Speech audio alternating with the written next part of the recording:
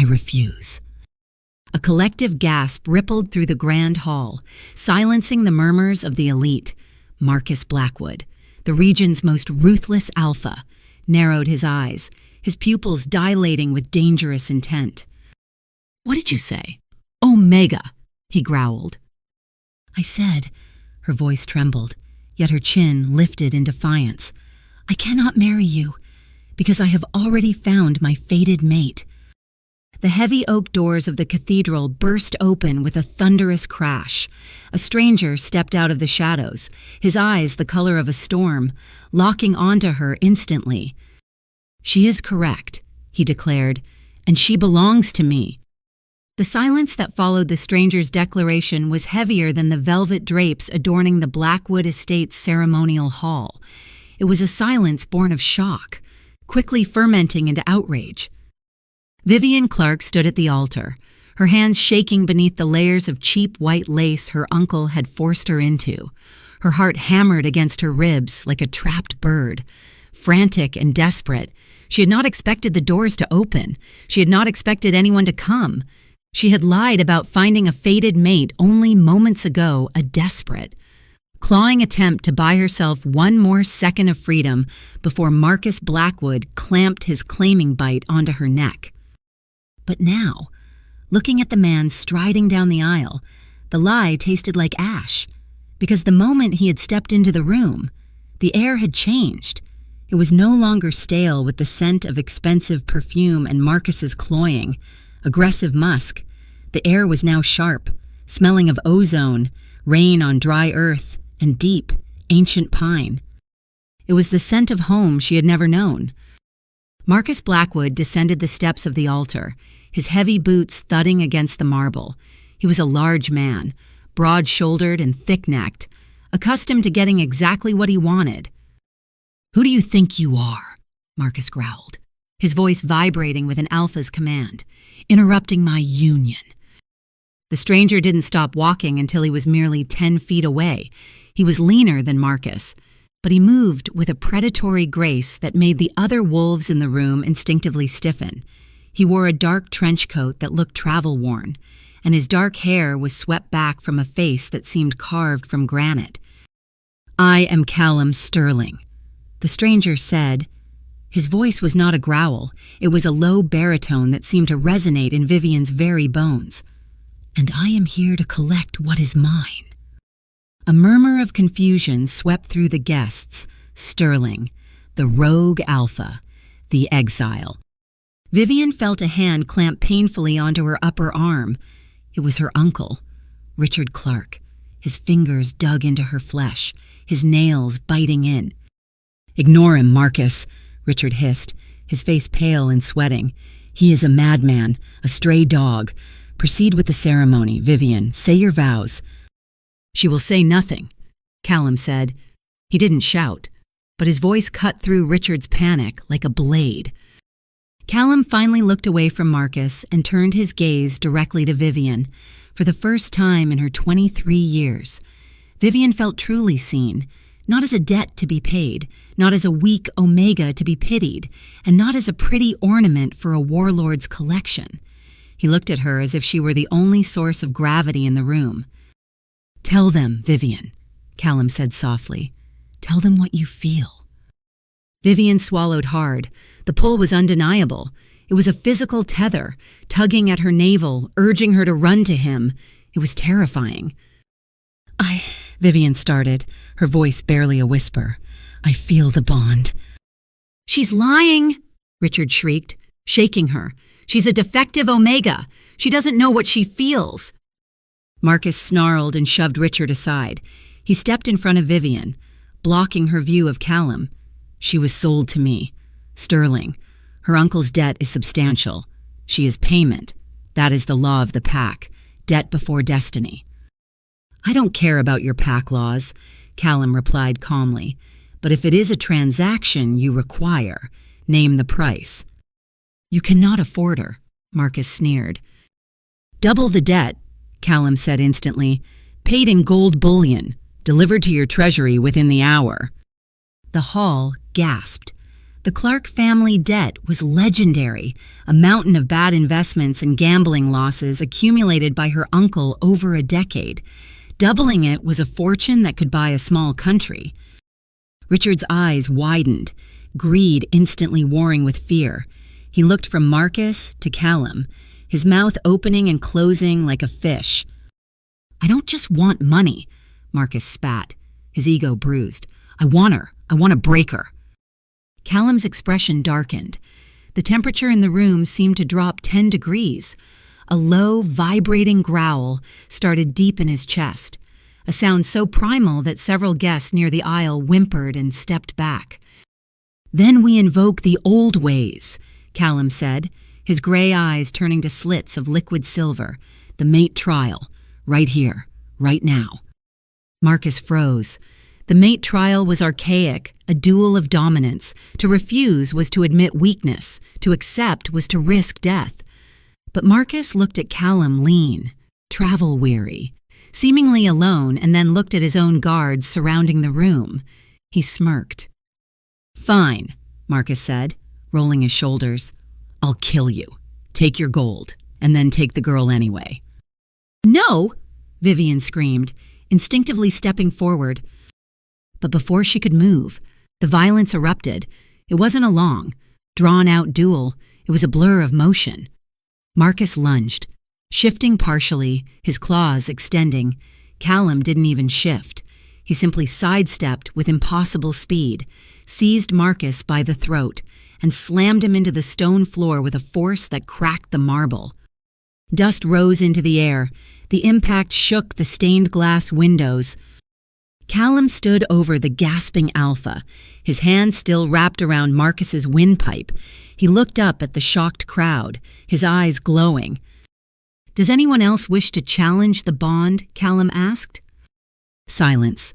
Absolute, terrified silence. Callum released Marcus, who curled into a ball, coughing up blood. Callum walked toward the altar, extending a hand toward Vivian. "Come," he said. Vivian looked at his hand. It was large, scarred, and steady. She looked at her uncle, who was cowering behind a pillar. Then, her heart stopped.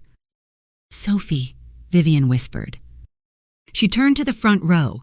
Her younger sister, Sophie, sat clutching her knees, her eyes wide with terror. Sophie was only 15. She hadn't shifted yet. She was innocent. "I can't go," Vivian said, her voice breaking as she looked back at Callum. "I can't leave her." Richard, seeing an opportunity to salvage some leverage, lunged forward and grabbed Sophie by the hair. Sophie screamed. "You take the Omega!" Richard shouted, pulling a silver knife from his jacket and pressing it against Sophie's throat. "But the girl stays. She's my ward. She stays until I say otherwise." Callum stopped. His jaw tightened, a muscle feathering in his cheek. He looked at Vivian's panicked face, then at the knife at the young girl's throat. He calculated the distance. He could kill Richard, but not before the blade cut skin. "Let her go!" Uncle Vivian cried, stepping toward them. "Stay back!" Richard yelled. "Go with your beast, Vivian!" But Sophie stays as insurance, just in case Mr. Sterling's gold is fake. Vivian looked at Callum, tears streaming down her face. "I can't leave her." Callum moved closer to Vivian, lowering his voice so only she could hear. "If we fight now, your sister bleeds. Richard is a coward, but a desperate one. He won't hurt her as long as she is valuable to him." "He's a monster," Vivian hissed. "I know," Callum said. "Give me 7 days. By the next full moon, we will complete the bond. Once my power is fully settled in you, and yours in me, we will be strong enough to take this entire estate apart brick by brick. I promise you, Vivian, I will get her back." Vivian looked at Sophie. Her little sister was trembling, but she met Vivian's eyes and gave a tiny, almost imperceptible nod. "Go." The look said, "Save yourself so you can save me." Vivian felt her heart fracture. She turned to Callum. 7 days, she whispered. "If you are lying to me, I will kill you myself." Callum's expression softened. just a fraction. I would expect nothing less. He took her hand. Sparks, hot and electric, shot up her arm, making her gasp. He didn't wait for the shock to subside. He pulled her down the steps, past the groaning Marcus, past the terrified guests, and out into the cool night air. A black SUV waited with the engine running. As Vivian climbed in, she looked back one last time at the heavy doors of the church. She had escaped a cage. Yes. But as she looked at the silent, powerful stranger sitting beside her in the dark, she feared she had simply walked into a den. "Why?" she asked into the darkness as the car sped away. "Why me? I'm nobody, just a bankrupt Omega." Callum stared straight ahead, his profile sharp against the passing streetlights. "You are many things, Vivian Clark," he said quietly, "but you are definitely not nobody." The drive had taken 3 hours. They had left the city limits far behind, climbing winding roads into the dense, fog-laden mountains to the north. Vivian had fallen asleep against the cold window, exhausted by the adrenaline crash, but she woke as the tires crunched over gravel. She blinked, disoriented. Outside, a massive structure loomed against the night sky. Sterling Mansion was nothing like the gaudy, gold-trimmed estate of the Blackwoods. This place was ancient stone and dark timber, built into the cliffside like a fortress. It was beautiful, but desolate. There were no guards at the gate, no servants bustling about. "We are here," Callum said. He exited the vehicle and opened her door. Vivian hesitated. The mating pull was still there, a low hum in the back of her mind, but her rational brain was screaming. She was alone in the wilderness with a man who had just nearly killed the region's strongest alpha with his bare hands. "You live here alone?" she asked, stepping out into the chilly wind. "Mostly," Callum replied, leading her up the stone steps. "I value privacy." The heavy front doors unlocked with a digital beep, a stark contrast to the ancient architecture.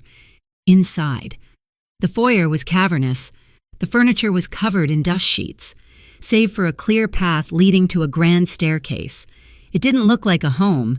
It looked like a waiting room for ghosts. An elderly woman in a pristine white coat descended the stairs.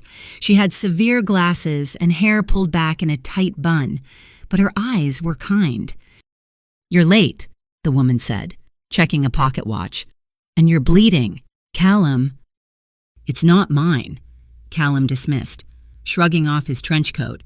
"Vivian, this is Dr. Helena Cross. She manages the estate and keeps me alive." Helena stepped forward. Ignoring Callum and focusing entirely on Vivian, she studied Vivian's face with an intensity that made Vivian uncomfortable, as if the doctor were reading a medical chart written on her skin. "She's thinner than I expected," Helena murmured, "and pale. Richard has not been feeding her well." "I'm standing right here," Vivian said, crossing her arms defensively.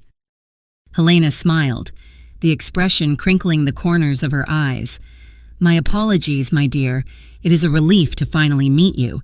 Callum has been looking for you for 5 years. Vivian froze. 5 years? That's impossible. I've been at the Blackwood estate the whole time. I haven't been hiding. Callum stiffened. He shot Helena a warning look. "Helena, please show Vivian to her room. She needs rest. We will discuss the details in the morning." "Wait," Vivian said, planting her feet. "No, I'm not going anywhere until someone explains what is going on. You said mate trial. You claim I'm your mate. Now you say you've been hunting me for 5 years. I am a maid. Callum, I scrub floors. I have no money. My wolf is so weak I can barely shift. What do you want from me?" Callum sighed, a sound of deep weariness. He turned to her, and in the harsh light of the chandelier, Vivian saw the dark circles under his eyes. He looked like a man carrying the weight of the world. "You are not weak, Vivian," he said softly. "You have simply been dormant. And as for what I want to keep you alive. Because if we don't complete the bond by the blood moon in 7 days, Marcus will come for you, and he won't be alone next time." Why does Marcus care so much just to spite you? Because of your blood, Callum said cryptically. Go with Helena, please. It was the please that broke her resolve. It was raw and desperate. Vivian nodded slowly. She followed Helena up the stairs, but her mind was racing. Her room was surprisingly comfortable, with a roaring fire already lit and a 4-poster bed made with fresh linens. On the nightstand, a glass of water and a small paper cup sat waiting. What is this? Vivian asked, picking up the cup. Just a mild sedative, Helena said, bustling about and opening the curtains to reveal a balcony. To help you sleep without dreams. You've had a shock. Vivian frowned. She reached into her pocket and pulled out a small orange bottle. I have my own. Uncle Richard has me on omega stabilizers. I have to take them every night or I get sick. Helena froze. She turned slowly, her eyes locking onto the orange bottle. May I see that? Vivian handed it over. Helena uncorked it, sniffed the contents, and poured a single pill into her palm. She crushed it with her thumb, examining the blue powder within. Her face went pale. Stop taking these, Helena whispered. Immediately. Why, Richard said I have a hormonal imbalance. He said my wolf is too volatile. Volatile. Helena let out a harsh, bitter laugh. That is one word for it. Vivian, listen to me. Do not take another pill. I will give you vitamins to help with the withdrawal, but these... She clenched her fist around the crushed powder. These are poison. Before Vivian could ask more, Helena swept out of the room, taking the orange bottle with her. Vivian was left alone in the silence. She sat on the edge of the bed, her heart pounding. Poison. Her uncle was cruel, yes, but why would he poison the niece he intended to sell dead merchandise had no value? She didn't take Helena's sedative either. She poured the water into a potted plant and curled up under the heavy duvet, fully clothed. Sleep came, but it was not peaceful. Fire. Everywhere was fire. She was 10 years old again.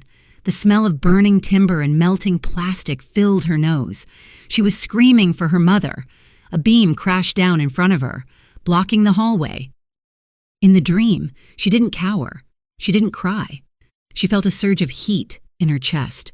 A roar that didn't sound like a child's scream. It sounded like a monster.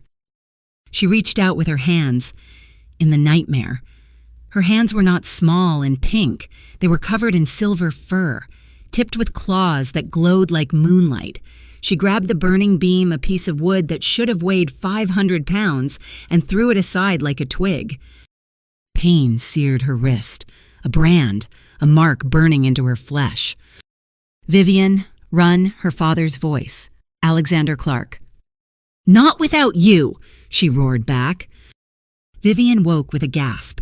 Sitting bolt upright, her sheets were soaked in sweat, her chest heaved, the echo of the roar still vibrating in her throat. She scrambled out of bed, rushing to the bathroom to splash cold water on her face. As she gripped the edge of the marble sink, her eyes caught her reflection. Her pupils were blown wide, consuming the iris. Then she looked down at her hands. They were shaking. She turned her left wrist over. There, on the delicate skin of her inner arm, was the scar she had borne since the fire.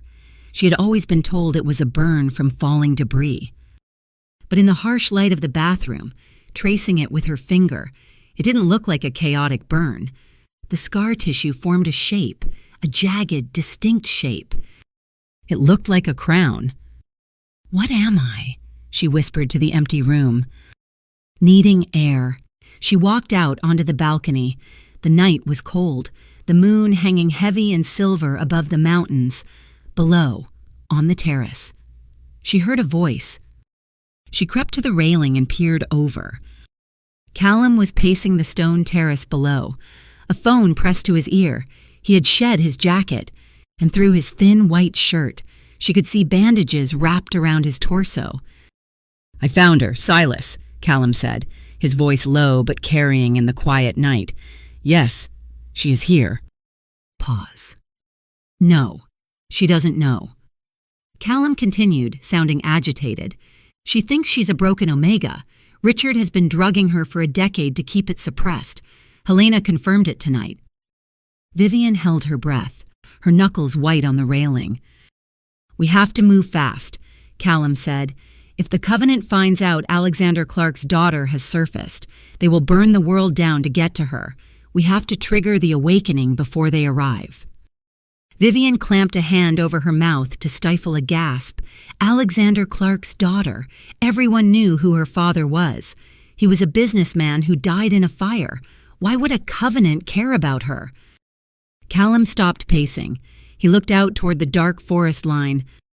"I promised Alexander I would protect her," Callum said, his voice breaking with emotion. "I owe him my life.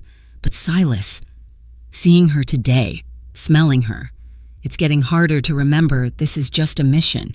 She is my mate, and if I fail her, I will not survive it." Vivian stepped back into the shadows of her room, her heart thunderous in her ears. Callum knew her father. He owed him his life. And whatever was inside her, whatever Richard had been drugging into silence, was dangerous enough to make powerful men afraid. She looked at her wrist again, at the scar shaped like a crown.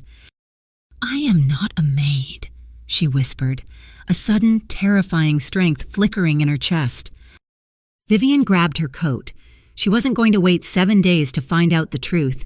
She needed answers, and she needed them now. But first, she had to survive the man who claimed to be her destiny. Vivian did not return to her room to grab a coat. She didn't pack a bag. Fueled by a cocktail of adrenaline and a lifetime of repressed anger, she stormed down the grand staircase, her bare feet slapping against the cold marble. Callum was still on the terrace, his back to the house, staring into the abyss of the forest. He looked like a statue, a lonely sentinel guarding a kingdom of ash. But Vivian wasn't in the mood for poetic imagery. She slammed the glass doors open, the sound shattering the peaceful night. Callum spun around, his hand instinctively going to his hip where a holster might sit, before relaxing as he recognized her. But his relaxation was short-lived. "You knew him," Vivian accused, her voice trembling not with fear but with fury. "You knew my father." Callum froze. He didn't insult her intelligence by feigning ignorance. He simply lowered the phone, ending the call with a tap of his thumb. "How much did you hear?" "Enough." Vivian stepped onto the stone terrace, the wind whipping her hair across her face. "You said you owed him your life. You said this is a mission. Is that what I am to you? Callum, a mission, a package to be delivered." "It is not that simple," Callum said, taking a step toward her. "Don't come closer," Vivian shouted. A strange pressure was building behind her eyes, a headache that felt like lightning trapped in a bottle. "My whole life, my uncle told me my parents died in a car accident, but you said the Covenant. You said they would burn the world down. Who are they and why was I drugged?" Callum stopped. He looked at her with a profound sadness. "Vivian, your parents didn't die in a car accident. They were hunted. Alexander Clark wasn't just a businessman. He was the alpha of the Silverline Pack, one of the oldest, most powerful lineages in our history. And you are his heir." Vivian laughed, a brittle, hysterical sound. "Me? Look at me. Callum, I'm an omega. I'm weak.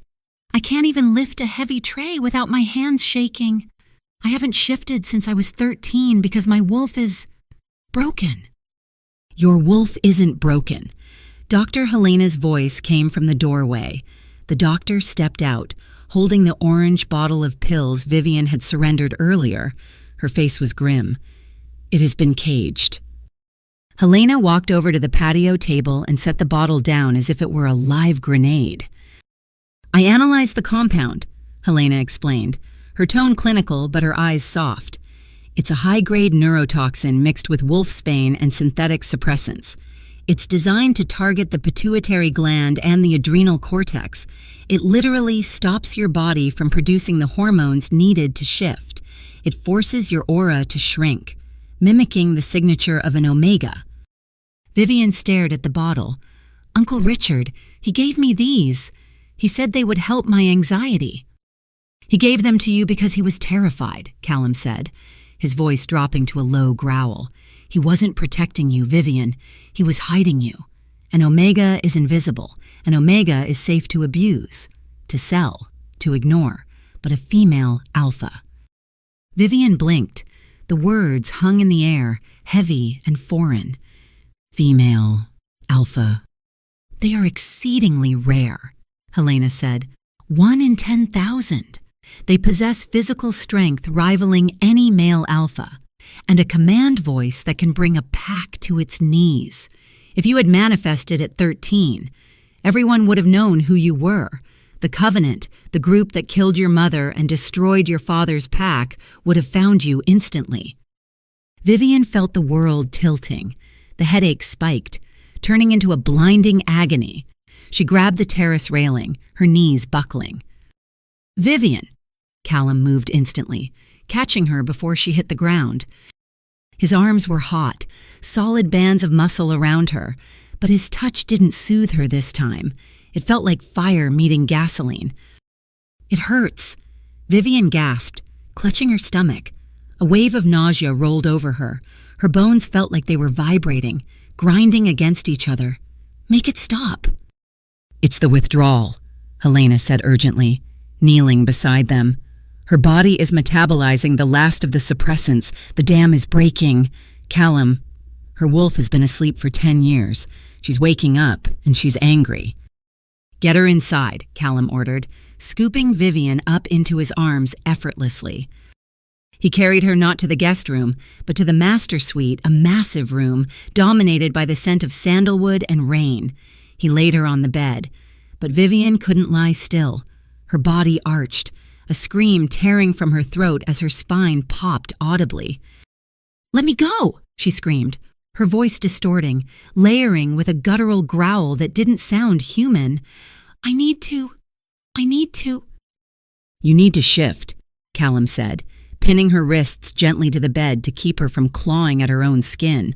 But you can't yet. Your body isn't ready. Fight it. Vivian, you have to ride out the fever first.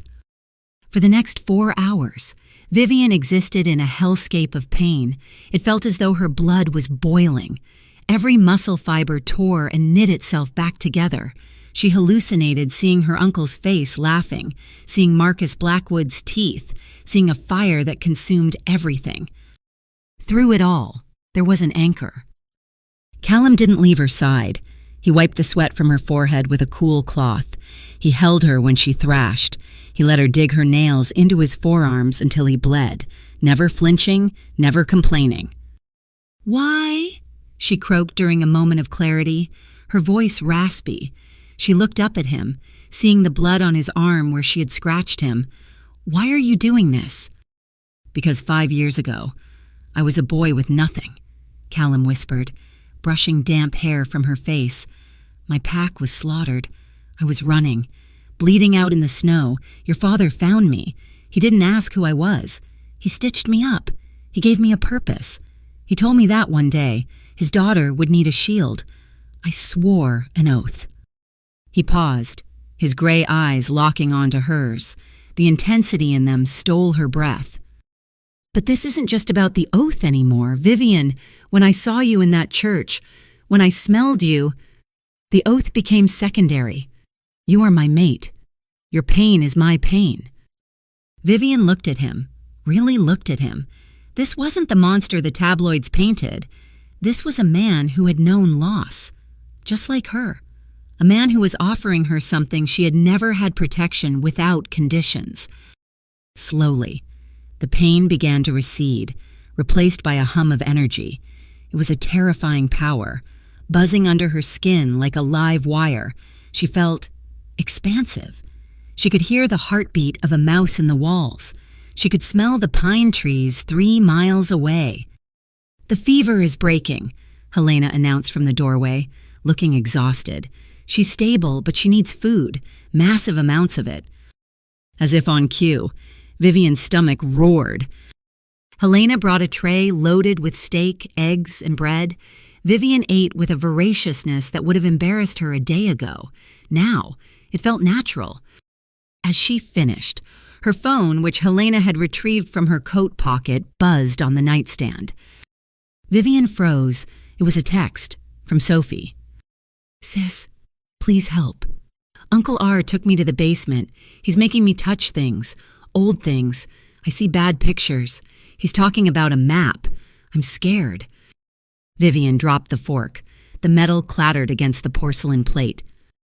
"What is it?" Callum asked, instantly alert. "Sophie," Vivian said. Scrambling out of bed, her legs were shaky, but she stood. "Richard has her in the basement. He's using her." "Using her for what?" "Sophie, she's different too," Vivian admitted, grabbing Callum's arm. "She sees things. When she touches objects, she gets flashes of the past. Uncle Richard called it a parlor trick, but he's making her read something." Callum's face darkened. "A seer. Your bloodline is full of gifts, isn't it? If Richard is forcing a young seer to read an object, he's looking for something specific, probably something Alexander hid." "We have to go," Vivian said, her eyes flashing. For a split second, they didn't look brown. They looked molten silver. "Now." "Vivian, you just went through a traumatic awakening," Helena warned. "You haven't even shifted yet. You don't know how to fight." Vivian walked to the mirror. She looked at the woman reflected there. She looked different, taller no. She was standing straighter. Her shoulders were set. The cowering girl from the church was gone. "I don't care," Vivian said, her voice dropping into that new, commanding register. "My sister is alone with that monster. I'm going, with or without you." Callum watched her, a mixture of concern and pride warring in his eyes. He stood up and grabbed his leather jacket. "Not without me," Callum said. "Never without me." He turned to the door. "Helena, prep the medical bay. We're bringing the girl home." "And prep the armory," Vivian added, surprising herself. "I want a weapon." Callum smirked, a dangerous wolfish grin. "I think, my love, you are the weapon, but I'll get you a knife just in case." The plan was madness, pure, unadulterated madness.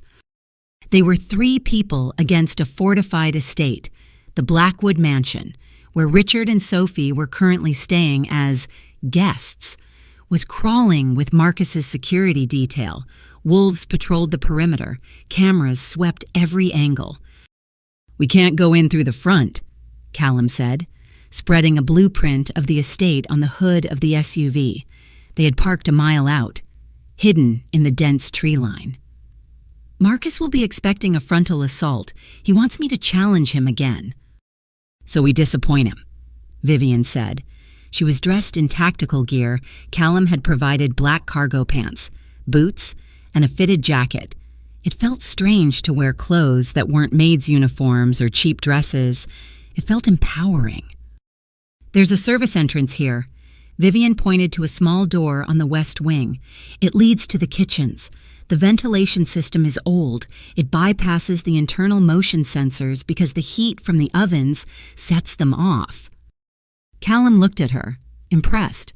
"You know the layout well." "I scrubbed those floors for 5 years," Vivian said grimly. "I know every crack in the foundation." They moved under the cover of darkness. The moon was obscured by clouds, which was a blessing. Vivian was surprised by how quietly she moved before. She would have stumbled now. Her body felt light, precise. Her senses were a radar system, painting a picture of the world in scent and sound. They reached the service door. Callum disabled the electronic lock with a device that looked like a modified smartphone. Click. They slipped inside. The kitchen was empty, smelling of stale grease and lemon cleaner. "The basement access is behind the pantry," Vivian whispered. They moved through the silent house. They encountered 2 guards near the library before Vivian could even panic. Callum moved. He was a blur of violence, efficient and silent. 2 strikes. 2 unconscious bodies dragged into the shadows. He didn't kill them. He just removed them from the equation. "Down here," Vivian signaled. The air grew colder as they descended the stone stairs. The smell changed. It smelled of damp earth, rust, and fear. "No, Uncle, please, it hurts." Sophie's voice echoed up the stairwell. Vivian didn't wait for a signal. She bolted down the remaining stairs, bursting into the wine cellar that had been converted into a makeshift interrogation room. The scene before her made her blood turn to ice. Sophie was tied to a wooden chair. Her face was pale, tears streaming down her cheeks. Richard stood over her, holding a heavy, tarnished silver locket in front of her face. "Look at it!" Richard screamed, shaking the locket. "Focus, you useless brat! Where is the key? Where did Alexander hide the key?" I can't," Sophie sobbed. I see a fortress, snow, iron bars." "Where is it?" Richard raised his hand to strike her. "Don't you touch her," Vivian roared. The sound that came out of her was not human. It was a boom of thunder that shook the wine racks. Bottles rattled. Richard spun around, shock plastered on his sweating face. "Vivian!" Behind Richard, from the shadows of the cellar, a slow clapping emerged. Marcus Blackwood stepped into the light, a cruel smile on his face. He was flanked by 4 of his elite enforcers. "I told you they would come," Marcus said to Richard. "Sterling is predictable, and your niece, she is persistent." "Let her go, Marcus," Callum said, stepping up beside Vivian. His eyes were already glowing amber. "This ends now." "Does it?" Marcus laughed. "You're in my house. Sterling, outnumbered, and look at your mate. She's trembling." Vivian was trembling, but not from fear. The energy inside her was reaching critical mass. Seeing Sophie tied up, seeing the bruise on her sister's cheek, it broke the final dam. "Sophie," Vivian said, her voice strangely calm, "close your eyes." "Vivian," Sophie whispered. "Richard," Marcus commanded, "kill the girl. I'll handle Sterling." Richard hesitated, holding the knife. He looked at Vivian, then at the knife. "Do it!" Marcus roared. Richard lunged toward Sophie. Snap. Something inside Vivian broke. It wasn't a mental break. It was a physical one. The human constraints of her body shattered under the pressure of the creature demanding release. She didn't just shift. She exploded. Clothes shredded instantly. Bones rearranged with a wet, crunching sound that made the guards flinch. But there was no scream of pain this time. There was only a howl of liberation. Where Vivian had stood, a massive wolf now towered. But she wasn't like the other wolves. Marcus was a dark brown. Callum was a stormy gray. Vivian was silver, pure, radiant, metallic silver. Her fur shimmered even in the dim cellar light. She was larger than a standard female standing shoulder to shoulder with Callum. Her eyes were 2 orbs of glowing mercury. "Silver blood," Richard whispered. Dropping the knife, he backed away, terror in his eyes. The legends, they're true. The silver wolf didn't hesitate. She launched herself across the room. She moved so fast she was a streak of light. She slammed into Richard, pinning him to the wall. She didn't bite him. She just roared in his face. A sound so powerful it shattered the remaining wine bottles in the racks. Red wine rained down like blood. Richard fainted dead away from pure terror. "Kill them!" Marcus screamed, transforming into his own massive brown wolf form. Chaos erupted. Callum shifted a sleek, lethal gray wolf and intercepted Marcus. The 2 alphas collided in a flurry of teeth and claws. The 4 enforcers hesitated, looking at the silver wolf. Vivian turned her gaze on them. She snarled, snapping her jaws. The enforcers, hardened warriors of the Blackwood pack, did something unprecedented. They lowered their heads. They whined. The aura radiating from Vivian was so potent, so overwhelmingly alpha, that their instincts forced them to submit. They couldn't attack a silver alpha. It was against the very biology of their kind.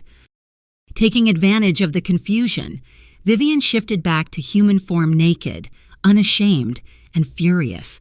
She grabbed the knife Richard had dropped and cut Sophie's bonds. "Run," Vivian commanded. "Up the stairs. The van is in the woods." "But your clothes," Sophie stammered, averting her eyes. "Go." Sophie scrambled up the stairs. Vivian turned back to the fight. Callum had the upper hand against Marcus. His jaws clamped around Marcus's shoulder, but more guards were pouring down the stairs. "Callum," Vivian shouted. "We have the girl, leave him." Callum threw Marcus into a wine rack, knocking the wind out of him. He shifted back to human form. Grabbing a discarded tablecloth to wrap around his waist, he grabbed Vivian's hand. "Run." They sprinted up the stairs, leaving a battered Marcus and a fainted Richard in the ruin of the cellar. They burst out of the service door and into the night. The alarm was blaring now. Spotlights swept the lawn.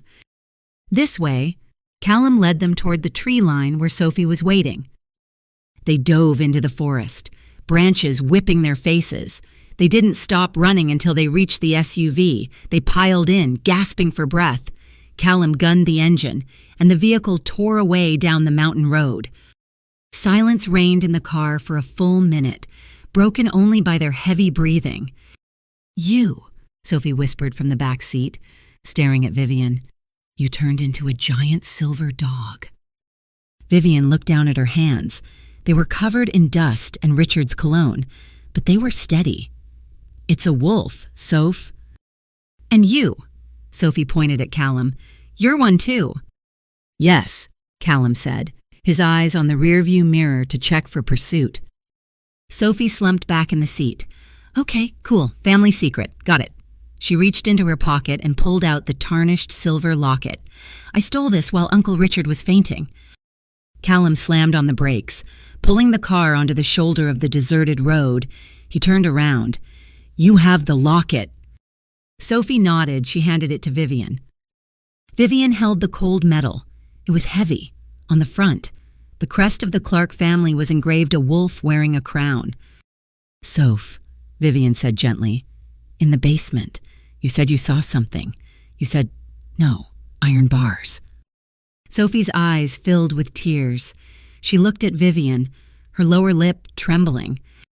"I didn't just see a place, Viv," Sophie whispered. "I felt him. The locket. It belongs to Dad. And when I touched it, I felt a heartbeat." Vivian stopped breathing. "He's alive," Sophie said, her voice cracking. "Dad is alive. He's being held in a fortress made of iron, and he's waiting for us." Vivian looked at Callum. The implications were terrifying. Her father, Alexander Clark, the legendary Alpha, had been a prisoner for 10 years. "The Covenant," Callum said grimly. "They didn't kill him. They kept him. They've been harvesting his blood." "Why?" Vivian asked, clutching the locket. "To try and steal the power you just unleashed in that cellar," Callum replied. "We have to find him. Vivian, but we have a problem." "What problem?" "Alexander is strong," Callum said, "but no Alpha can survive 10 years of draining without an anchor. If Sophie saw him now, it means he's reaching the end." Vivian looked out the window at the moon. It was waxing, growing fuller by the day. "We have 3 days until the full moon," Vivian said, her voice steely. "Helena said the bond needs to be completed by then. We will complete the bond. Callum, we will get strong. And then—" She squeezed the locket until the metal bit into her palm. "Then we are going to burn that fortress to the ground." What an incredible turn. Vivian's father is alive. And now the real mission begins. If you're on the edge of your seat, take a moment to leave a review or follow this story. Your support helps bring more of Vivian and Callum's journey to life. And now, let's return to the mountains of the north. The adrenaline of the rescue had faded, replaced by a heavy, expectant silence that draped over Sterling Mansion. The estate was in lockdown. Shutters were drawn, and perimeter sensors were set to maximum sensitivity. but on the roof of the mansion, the air was still. Vivian stood near the chimney stack, wrapped in a thick woolen blanket, staring up at the moon. It was nearly full now, a heavy, luminous coin hanging in the black velvet sky. Her body hummed with a strange, restless energy. Since the shift in the cellar, she hadn't felt like herself. She felt more. Every sound was sharper, every scent richer. The door to the roof creaked open. She didn't need to turn around to know who it was. The scent of ozone and deep forest pine washed over her before he even took a step. "You should be resting." Callum's voice was low, a rumble that vibrated in her chest. "I can't sleep," Vivian replied, tightening the blanket around her shoulders. "Every time I close my eyes, I see my father in a cage, and I see myself, that wolf. It terrified me. Callum." Callum moved to stand beside her. He didn't touch her, but his presence was a solid wall of heat against the night chill. "Power is always terrifying until you learn to control it," he said. "The silver bloodline is royalty. Vivian, it is the blood of leadership, of command. That is why the enforcers submitted to you. They didn't have a choice. Biologically, you are their queen." Vivian looked at him. "And you didn't submit." Callum turned to her, a faint, sad smile playing on his lips. "No, I didn't." "Why?" "Because my blood is different." He reached out, his fingers grazing the back of her hand. "The silver line is the light, my line, the obsidian line. We are the shadow. We are the warriors, the protectors, in the ancient texts. The obsidian alpha was the only one who could stand beside the silver alpha without breaking. We were made to shield you." Vivian's breath hitched. "Is that why you found me, because of history?" Callum's expression turned serious. He stepped closer, invading her personal space, his gray eyes searching hers. "I found you because I promised your father, but I stayed because of you." He brought his hand up to cup her cheek. His thumb traced her jawline. "Vivian, we have 2 days until the full moon peaks. We need to complete the bond, not just for the power boost to save Alexander, but because if we go into that fortress unbonded, the sheer magical pressure of that place will tear us apart." Vivian leaned into his touch. The pull was overwhelming now, a magnetic force dragging her soul toward his. "But," Callum hesitated, his voice rough, "once we do this, there is no going back. It is absolute. I will feel your pain, and you will feel mine. For eternity. I do not want you to do this out of obligation. If you want to walk away, if you want me to just take you and Sophie to safety and go fight the Covenant alone, I will do that." Vivian looked at him. She saw the exhaustion in his eyes, the scars of a lonely life spent fighting a war he didn't start. She realized then that he wasn't just a powerful alpha. He was a man who had been waiting for a home. "I don't believe in destiny, Callum," Vivian whispered. "I think destiny is just a story we tell ourselves to make sense of the chaos." Callum flinched slightly, pulling his hand back a fraction. "But," Vivian caught his wrist, holding him there, "I believe in choice. I spent 10 years having my choices taken away by my uncle. Tonight, I am choosing. I'm not choosing the Obsidian Alpha. I'm choosing you." Callum let out a breath he seemed to have been holding for a lifetime. "You are sure?" "I am sure." He didn't need to be told twice. Callum leaned down and kissed her. It wasn't gentle. It was a collision. It was the desperate, hungry claim of a man who had finally found water in the desert. Vivian gasped against his mouth, her hands tangling in his dark hair. The blanket fell from her shoulders. Forgotten. The cold night air hit her skin, but she didn't feel it. She was burning up from the inside out. "Vivian," he groaned against her neck, his teeth grazing the sensitive spot where her pulse hammered. "Open for me." She tilted her head back, baring her throat. It was the ultimate sign of trust. Callum bit down. It wasn't pain. It was a jolt of pure electricity that arced down her spine and exploded in her core. She cried out, her knees buckling, but he held her up. At the same moment, the bond snapped into place. Connection. It wasn't just a word, it was a physical sensation. Suddenly, she wasn't just in her own head, she could feel him. She felt his fierce protectiveness, his overwhelming adoration for her, and the deep, jagged scars of his past grief, and she knew he could feel her fear, her hope, and her love. The power surged. It was like a dam breaking. The silver aura and the obsidian aura swirled around them on the rooftop, visible to the naked eye, a tornado of silver and black light spiraling up toward the moon. They sank to the roof floor, wrapped in each other's arms, breathing the same air, sharing the same heartbeat. "I can feel you," Vivian whispered, tears of wonder pricking her eyes. "I can feel everything." "You are in my soul, Vivian," Callum murmured, kissing her forehead. "Where you go, I go." They stayed there for hours, simply existing in the newness of the bond, the fear of the covenant, the looming war. It all felt manageable now. They were a binary star system, orbiting each other, unbreakable. But peace, as always, was fragile. Just before dawn, the door to the roof burst open again. Vivian Callum. It was Sophie. The girl was pale, her eyes wide and unseeing, clouded over with the milky white film of a trance. She stumbled onto the roof, shivering violently. Vivian scrambled up, the post-bonding euphoria vanishing instantly. "Soph, what is it?" Sophie grabbed Vivian's arm. Her grip was like iron.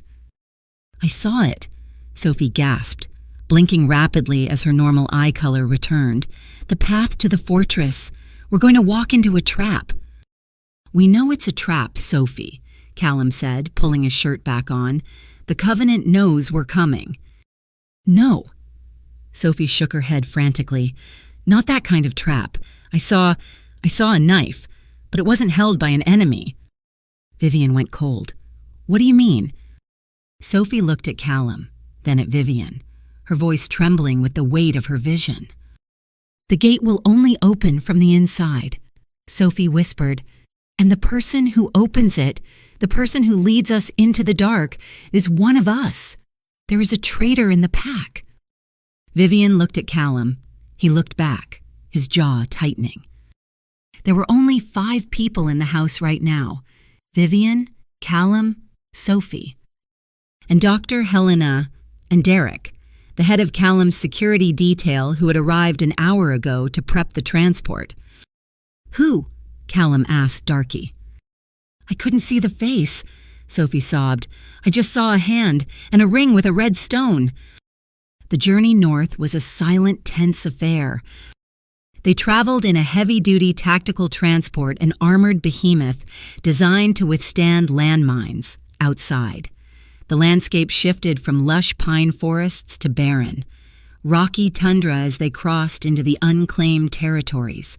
Snow began to fall, thick and heavy, plastering against the reinforced windshield.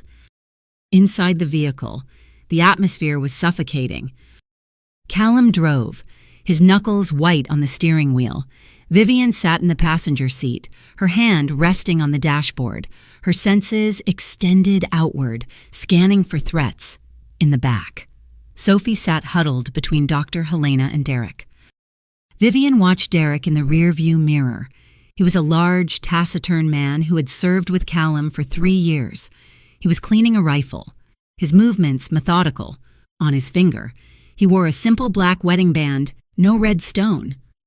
Then she looked at Helena. The doctor was reading a medical journal on a tablet. Her hands were bare. A ring with a red stone. Sophie had said, maybe the traitor wasn't wearing it right now. "We are approaching the perimeter," Callum announced, his voice tight. "Ironhold Fortress is 5 miles ahead. It sits on a cliff edge, only one way in, one way out." "The dead zone," Derek grunted, checking the safety on his weapon. "No signal, no GPS. We're going in blind." "Not blind," Vivian said. touching the silver locket around her neck. "I can feel him. My father, he's close." The bond between her and Callum flared. Caution. She heard his voice in her mind. "Focus on the mission. Love. Don't let the emotions blind you." "I'm trying," she projected back. The fortress emerged from the snowstorm like a jagged tooth. It was a monstrosity of black iron and gray stone, devoid of any lights. It looked abandoned, but Vivian could smell the ozone scent of high-voltage magic wards humming around the walls. Callum stopped the vehicle at the base of the winding road leading up to the gate. "On foot from here," Callum commanded. "The vibrations of the engine will set off the perimeter alarms." They disembarked into the biting wind. The snow was knee-deep. As they trudged up the hill, Vivian fell back to walk beside Sophie. "Stay behind me," she whispered. "If anything happens, you run back to the truck." "I'm not leaving you," Sophie chattered, her teeth clicking from the cold. They reached the massive iron gates. They were sealed shut, etched with glowing runes that pulsed with a sickly green light. "Wards," Helena muttered, stepping forward to inspect them. "Ancient sealing magic. We can't blast through this. It requires a biological key." "A key?" Callum asked, scanning the ramparts for snipers. "Blood," Helena said. "Specifically, the blood of the Silver Line." She turned to Vivian. "You have to open it. Vivian, a drop of your blood on the central rune." Vivian hesitated. Something felt wrong. The bond in her mind spiked with sudden, sharp anxiety. Callum's instinct reacting to her hesitation. "Wait," Vivian said. She looked at Derek. He was standing a few feet away, his hand drifting toward his pocket. He pulled out a device, a detonator. "Derek," Callum barked, noticing the movement. "Hands where I can see them." Derek froze. "Alpha, I was just checking the signal jammer." "Drop it." Callum leveled his weapon at his own head of security. Vivian watched the scene, her heart pounding. Was this it? Was Derek the traitor? "It's not him," a calm voice said from behind Vivian. Vivian turned. Dr. Helena was standing there. She wasn't looking at the gate anymore. She was looking at Vivian with a terrifying, predatory hunger. Slowly. The doctor reached into her coat pocket and pulled out a glove. As she pulled the glove onto her left hand, a ring on her finger caught the faint light. It was a heavy gold ring, set with a large, blood-red ruby. "Helena," Vivian whispered. "I waited 10 years for this," Helena said, her voice changing. The grandmotherly warmth was gone, replaced by a cold, metallic timbre. 10 years of watching that fool Richard fumble around. 10 years of keeping Callum alive so he could find you. "You—" Callum turned, his eyes widening in horror. "You saved my life." "I made an investment," Helena corrected. "The Covenant needed the Silver Heir to be fully realized. We needed you to bond. An unbonded Alpha is useless. But a bonded Silver Alpha, that is a battery powerful enough to open the crypt." "The crypt," Sophie squeaked. "The vault beneath this fortress," Helena smiled, and it was a grotesque thing. "Where the first Alpha's power is stored, Alexander was just the lock. You, my dear Vivian, are the key." "Derek, take her down!" Callum roared. Derek raised his rifle, but before he could pull the trigger, a shadow detached itself from the fortress wall. A figure moved with impossible speed, slicing through the air. Derek's head separated from his shoulders before his body even hit the snow. Vivian screamed. The figure landed beside Helena. It was a man in a sleek, high-tech combat suit. He removed his mask. It was Lord Silas Vane, the leader of the Covenant. "Excellent work, Doctor," Silas said smoothly. "The trap is sprung." Suddenly, the snow around them erupted. Dozens of Covenant soldiers rose from beneath camouflage blankets, surrounding the small group. They were outnumbered 50 to 1. "Open the gate, Vivian," Helena commanded, pulling a pistol and aiming it directly at Sophie's head. "Or the seer dies first." "No." Vivian stepped forward, her hands raised. "Don't hurt her." "Then bleed," Helena hissed. Vivian looked at Callum. "I have to." She told him through the bond. "Be ready," Callum replied, his mental voice cold with killing intent. "The moment that gate opens, we fight." Vivian walked to the gate. She bit her thumb, drawing blood, and pressed it against the cold iron rune. The fortress groaned. The ground shook. The green runes turned blinding silver, with a sound like a dying god. The massive gates swung open. But what waited inside wasn't an empty courtyard. Standing in the center of the bailey, illuminated by the opening gates, was a man. He was gaunt, his clothes hanging off his skeletal frame like rags. His hair was long and matted gray. Shackles made of glowing energy bound his wrists and ankles. But when he lifted his head, Vivian saw eyes that mirrored her own, molten, defiant silver. "Dad," she whispered. Alexander Clark looked at the army surrounding his daughters. He looked at Silas Vane, and then he looked at Helena. "You brought them here," Alexander rasped. His voice was like grinding stones, unused for a decade. "You brought my children to my grave." "I brought them to their destiny," Helena sneered. Alexander straightened up. It shouldn't have been possible for a man so emaciated to look so terrifying, but the air around him began to crackle. The snow at his feet melted instantly. "Silas," Alexander said softly, "do you remember what I told you the day you chained me?" Silas Vane actually took a step back, his arrogance faltering. "I told you," Alexander roared, the sound shaking the very walls of the fortress, "that if I ever got free, I would remind you why the Silver Line ruled for 1,000 years. With a snap of his wrists, the energy shackles shattered. Alexander didn't shift. He didn't have the physical strength left. Instead, he simply exploded with raw, unfiltered magical energy. A shockwave of silver light blasted outward, knocking the first row of Covenant soldiers off their feet. "Run to me!" Alexander shouted to Vivian and Sophie. "Kill him!" Silas screamed. "He's weak! Take him down!" The battle for Ironhold had begun. The courtyard of Ironhold Fortress had become a slaughterhouse of magic and steel. Alexander Clark's initial blast had bought them a few seconds, but the Covenant soldiers were elite, disciplined killers. They regrouped quickly, forming a tightening circle around the small band of rebels.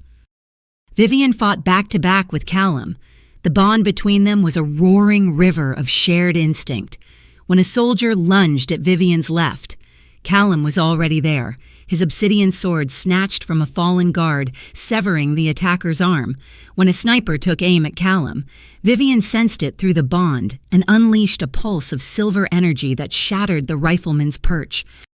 "We have to get to him," Vivian screamed over the din of battle, pointing toward her father. Alexander was in the center of the storm.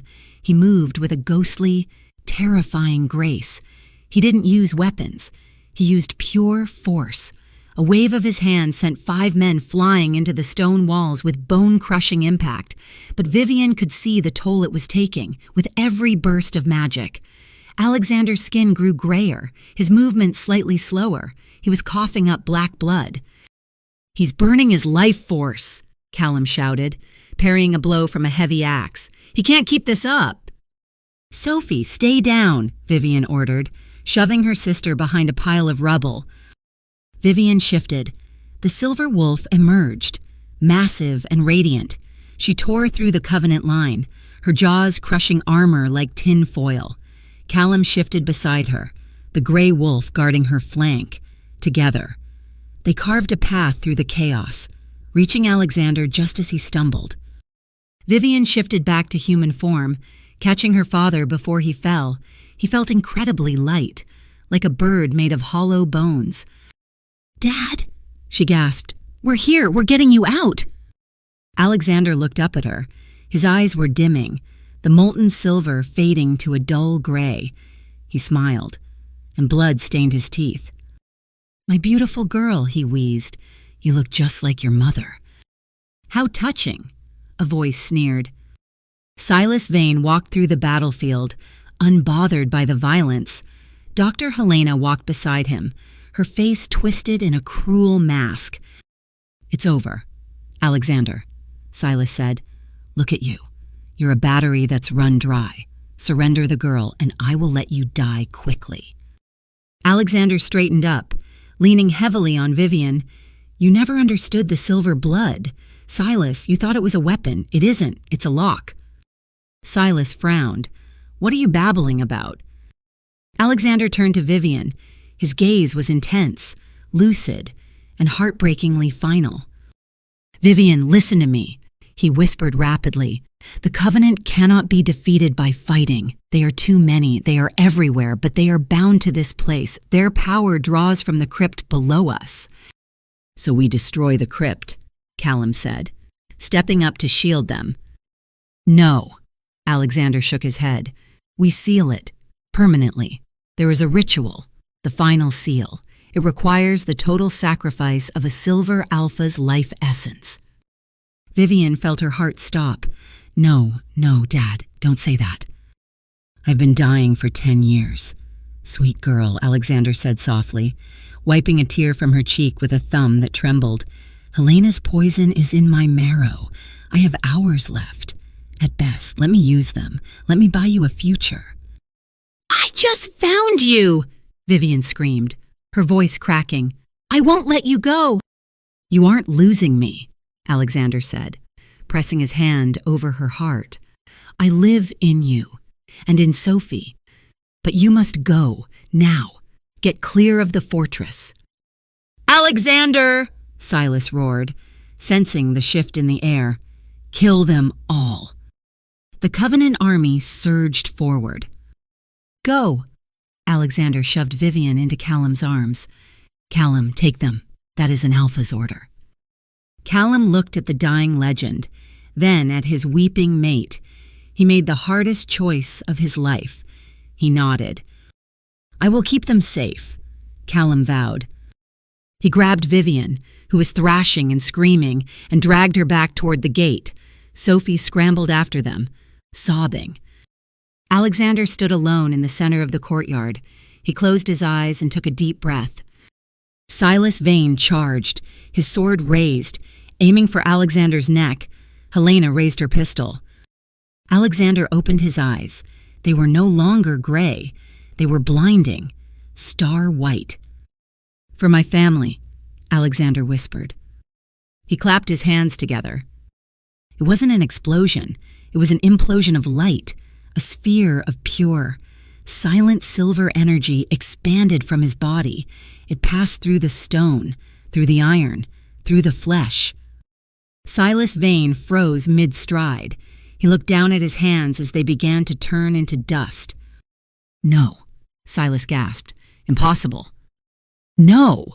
Helena shrieked, firing her gun wildly as her body began to dissolve into silver mist. The light swallowed them. It swallowed the army. It swallowed the fortress. From the ridge line, half a mile away, Vivian fell to her knees in the snow.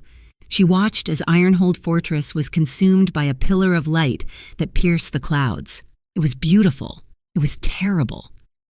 And then, silence. The light faded. The fortress was gone. The army was gone. There was only a massive crater in the snow, smooth as glass, shimmering under the moonlight. Vivian stared at the empty space. The bond in her chest, where she had felt the faint echo of her father, was silent. "Vivian," Callum whispered, dropping to his knees beside her. He pulled her into his chest.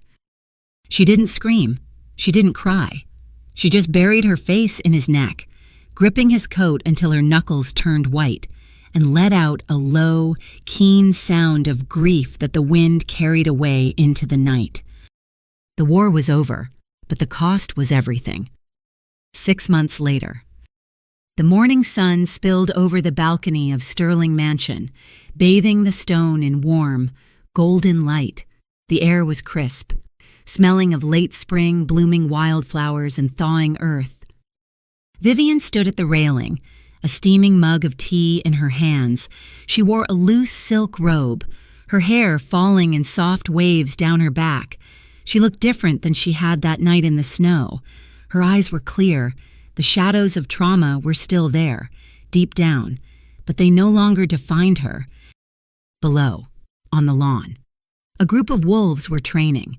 It wasn't a military drill, it was a game. Young wolves were chasing each other, practicing their shifts. Among them were former rogues, survivors of destroyed packs, and even a few defectors from the old Blackwood regime who had sworn loyalty to the new order. "You're thinking too loud," a voice murmured behind her.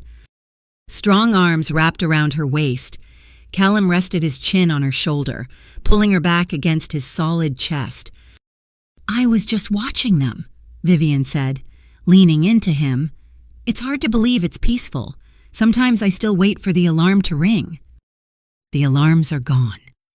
Callum kissed the sensitive spot behind her ear. "The covenant is gone. Silas and Helena are dust. And thanks to Sophie's new security protocols, no one gets within 10 miles of this valley without us knowing." Vivian smiled faintly. "Sophie is terrifying now. I think she scares the new recruits more than you do." "She's a powerful seer," Callum chuckled. "Knowing exactly when a recruit is going to try to sneak a cigarette break is a handy talent." He turned her around in his arms, his expression growing serious. He searched her face. "How are you feeling today?" Vivian looked past him, toward the edge of the forest. There, in a quiet grove of birch trees, stood a simple monument. It was a jagged piece of black iron from the fortress, driven into the ground like a sword. At its base, fresh white lilies were planted. "I miss him," Vivian admitted softly. "Every day. But it doesn't hurt like a knife anymore. It's more like a bruise. It's healing." "He would be proud of what you've built here, Vivian," Callum said. "You didn't just rebuild a pack, you built a sanctuary." Vivian placed her hand on Callum's chest, feeling the steady rhythm of his heart. The bond between them was settled now, a warm, constant hum of love and support. "We built it," she corrected. "I couldn't have done it without my obsidian shield." Callum smiled, that rare, genuine smile that he saved only for her. He covered her hand with his own. Then he moved his hand down, resting it gently on her stomach. "And how is the little heir doing?" he asked, his voice dropping to a reverent whisper. Vivian laughed, a bright, happy sound. "Restless. I think she's going to be a fighter. She kept me up half the night." Callum raised an eyebrow. "Sophie predicts a boy."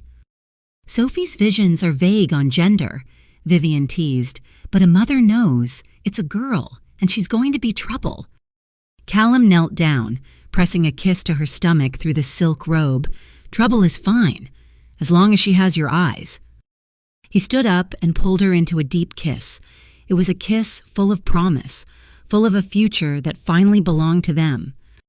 "Ready to go down?" Callum asked. "The council is arriving at noon. They want to discuss the treaty with the southern packs." Vivian took a deep breath of the fresh mountain air.